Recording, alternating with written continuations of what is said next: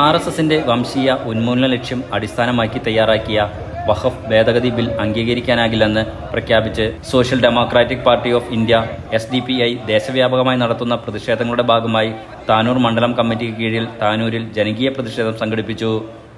Tanur harbour പരിസരത്തു നിന്നും ആരംഭിച്ച പ്രതിഷേധ പ്രകടനം താനൂർ പരിസരം ചുറ്റി താനൂർ ജംഗ്ഷനിൽ സമാപിച്ചു. തുടർന്ന് നടന്ന പ്രതിഷേധ യോഗത്തിൽ താനൂർ മണ്ഡലം പ്രസിഡന്റ് CM സഖവത്തുള്ള അധ്യക്ഷത വഹിച്ചു. തിരൂരങ്ങാടി മണ്ഡലം പ്രസിഡന്റ് ഹമീദ് പരപ്പനങ്ങാടി വിഷയാവതരണം നടത്തി. വഖഫ് ഭേദഗതിയെ ന്യായീകരിക്കാൻ കേന്ദ്ര സർക്കാർ ലോക്സഭയിൽ നിരത്തിയത് പച്ചക്കള്ളമാണെന്നും ഈ ഭേദഗതി രാജ്യത്തിന്റെ ബഹുസ്വരതയെയും അഖണ്ഡതയെയും തകർക്കുന്നതാണെന്നും സാമൂഹിക നന്മയും പുരോഗതിയും ലക്ഷ്യമിട്ട് ദാനം ചെയ്ത സ്വത്തുകൾ നിയമത്തിന്റെ പഴുതിലൂടെ തട്ടിയെടുക്കാനാണ് RSSന്റെ ഈ ഗൂഢനീക്കമെന്നും ഹമീദ് പരപ്പനങ്ങാടി പറഞ്ഞു.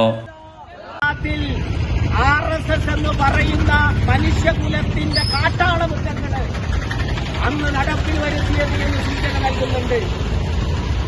അതായത് 2000-ഓളം വരുന്ന മനുഷ്യജീവനുകളെ പച്ചക്ക് ചുട്ടുകൊന്ന RSS, ആ RSS ആണ് പറയുന്നത് വഖഫ് ഭേദഗതി ബില്ല് രാജ്യത്തെ പാവപ്പെട്ട മുസ്ലിങ്ങളെ സംരക്ഷിക്കാൻ വേണ്ടിയാണ് എന്ന്.